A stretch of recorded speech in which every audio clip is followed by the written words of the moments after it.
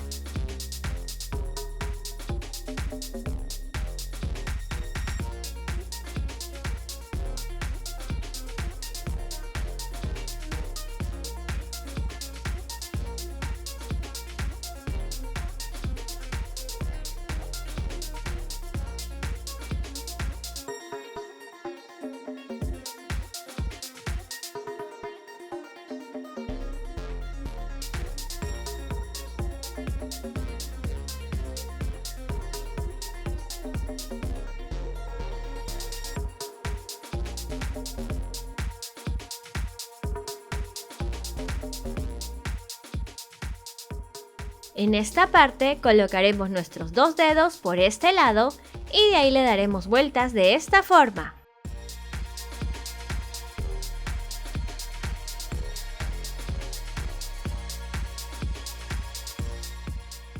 Nos quedará al principio un poco raro, pero de ahí lo acomodaremos. Antes traeremos un palito de madera o mondadientes y doblaremos o enrollaremos un poquito cada una de estas puntas para que nos quede así de curviado.